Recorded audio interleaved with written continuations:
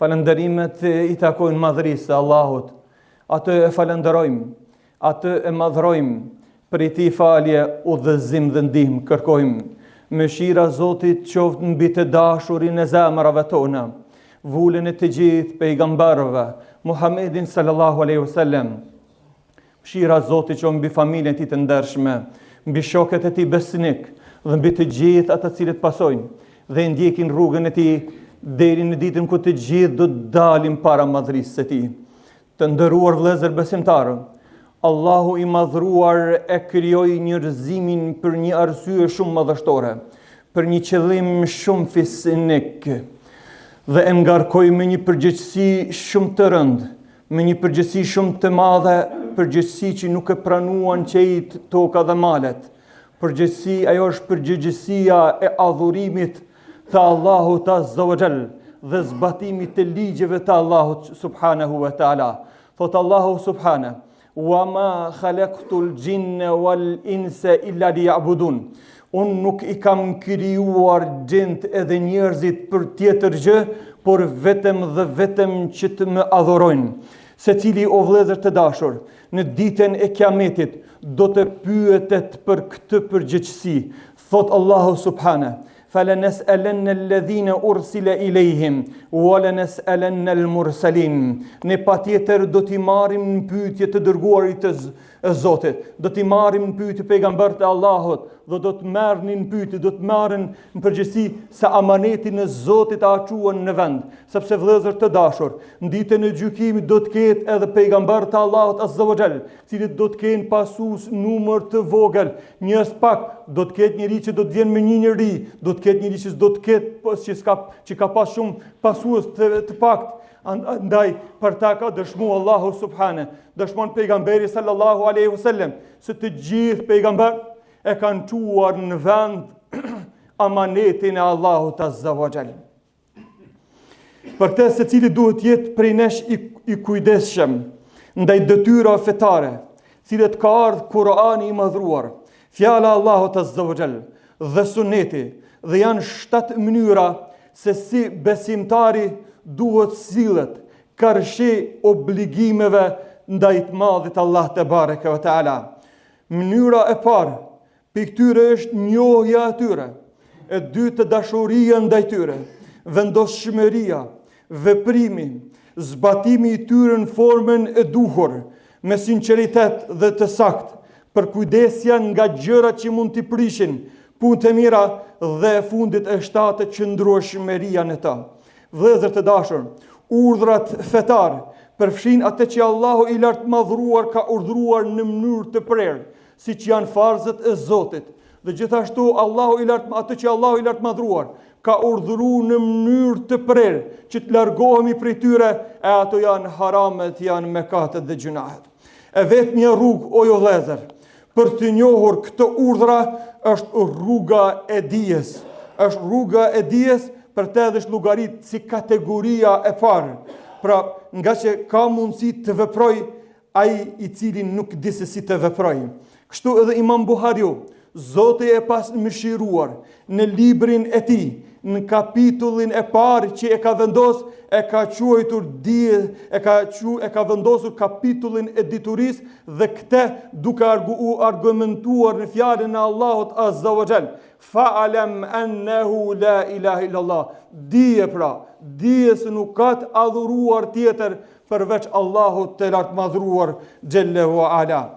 Gjithashtu vëllezër të dashur, është e detyrueshme që njeriu të di që Allahu ja ka detyruar që në jetën e tij të jetë i pastër në zbatimin dhe veprat e veta të zbatoj me dije dhe duke i vepruar në formën më të saktë. Nuk ka dyshim se njerëz e dijes Allahu i lavdron në Kur'an, ku thot: "Innama yakhsha Allaha min ibadihi al-ulama." Pra njerëzit që mas shumë të tja kanë frikën Zotit, janë njerëz të editun. Gjithashtu thot Allahu subhanahu: "Hal yastawi alladhina ya'lamun wal ladhina la ya'lamun." A janë barabart ata që dinë me ata që nuk dinë.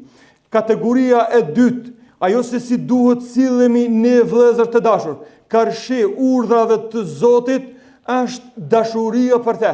Pra kur ti i njeh urdhnat e Zotit të mirë, i din, atëherë ti këto urdhra duhesh me i dasht, duhesh me dasht namazin, duhesh me dasht agjërimin, pra e don namazin, sepse ti e din shpërblimin e madh, ti e don namazin, se e din se për te je krijuar, e don namazin, sepse namazi është i vetmi e ibadet që në ish bërë obligim në qiell. E don agjërimin, sepse agjëruesit kanë shpërblim të veçantë, kanë nder të veçantë në xhenet dhe i don urdhrat e Zotit.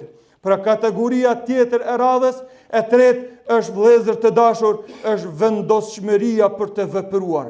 Pra dia, e dyta është dashuria për ta, dhe e treta është vendosshmëria për të vepruar. Kur ti je i vendosur, duhet pra ti jesh i vendosur në zbatimin e urdhrave të Allahut Azza wa Jall.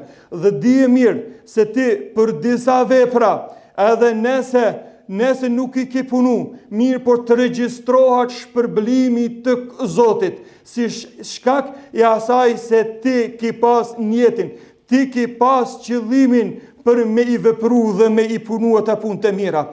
Për atë gjithashtu duke u mbështetur në fjalën e pejgamberit sallallahu alaihi wasallam, kur njeriu është i smur apo është në udhtim, llogaritet atij shpërblimi njëjtë sikurse ka qenë shëndosh e mirë dhe ka qenë me shëndet të mirë në shtëpinë e vet që ka kryer ibadete dhe punë të mira.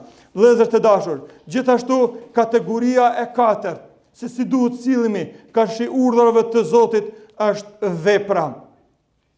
Vepra, sepse përmes diturisë është për qëllim edhe veprimi, dhe ajo vepër e cilën ti nuk të mjafton nëse ti e din, e don, apo edhe vendosesh për të mirë, por nëse nuk vepron, atëherë dije vllai i dashur se nuk ka dobi, duhet domosdo, pra që ti hedhësh në praktik dhe të punojsh dhe të veprosh. Kategoria e pestë, që vepra vëllezër të dashur duhet të jetë fetarisht, duhet të jetë e saktë. Dhe ata vepra të cilët nuk janë të sakta, ata vepra të cilët nuk janë të sinqerta, ndoshta janë të mëdhaja në syrin tënd, që ti je lodh dhe ke punu shumë, por dije se mos prit shpërblim për tyre.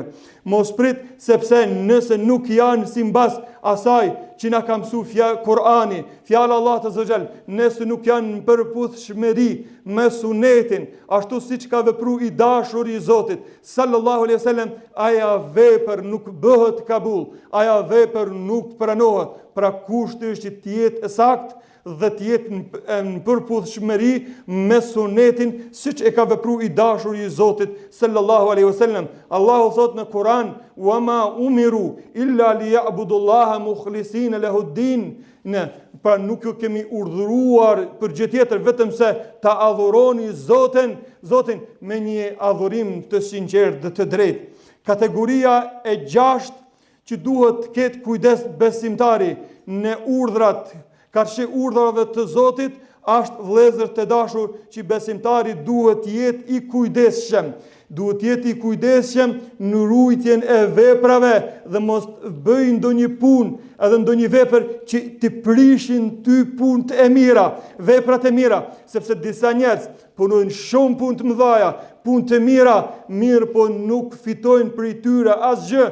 Allahu thot në Kur'an: "Wa qadimna ila ma amilu faj'alnahu haba'an manthura." Pra, dhe do t'ju për disa njerëzve, disa kategorive të njerëzve, do t'ju paraqesim punët e tyre, do t'i shohin para vetes, në ditën e gjykimit, punët e mëdha që i kanë punu, faj'alnahu haba'an manthura, por Allahu na rujt, vetëm kanë mi pa, dhe Allahu ka me u ba pluhun edhe hi ata punë të mëdha, ata vepra të mëdha, si shkak i asaj, sepse nuk i ka shoqëruar njeti qëllimi i mirë. Kush është ai prej nesh që pajton për një gjë të tillë? Për atë duhet jemi gjithmonë të kujdesshëm në veprimin e veprave, e punëve të mira, e namaz, e agjerim, e sadaka, e veprat të tjera që i kërkon Allahu pe nesh, të jenë vetëm për razi të Zotit, për kënaqësi të Allahut Azza wa Jall, nëse kena dëshirë që me u pa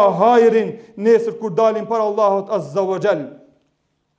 Dhe e fundit kategoria e 7, se si duhet jemi, se si duhet sillemi kashë urdhrave të Zotit, vëllezër të dashur, është edhe qëndrueshmëria me iman dhe me vepra të mira. Pra vëlla i dashur, duhesh të jesh i qëndrueshëm, pavarësisht erave që kanë me fry, ti duhesh të jesh i qëndrueshëm dhe ta lutesh Allahun e lartmadhruar që të bëj qëndrueshëm në këtë din. Allahu thot në Kur'an, yuthabbitullahu alladhina amanu, Allahu i forcon ato që besuan, pra jo forcon zemrat e tyre, pra ban lutje dhe dua që Allahu më të forcu në rrugën që ai është i kënaqur. Dihet të jesh krenar, se Allah të kanë ngrit ty me këtë iman, me këtë islam. Andaj Allah thot, wala tahinu, wala tahzanu, wa antumul a'launa in kuntum mu'minin.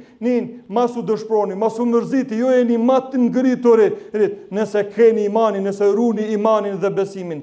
Allah na bën nga ata cilët jetojnë me këtë din, jetojnë me këtë iman, jetojnë me këtë islam, punojnë për këtë islam dhe mbyllin jetën me islam, ashtu si Allah është i kënaqur. E themi këtë që ndëgjuat dhe lut Zotin e madh për falje për vete dhe për juve dhe për mbarë besimtarët kudo që gjenden në botë.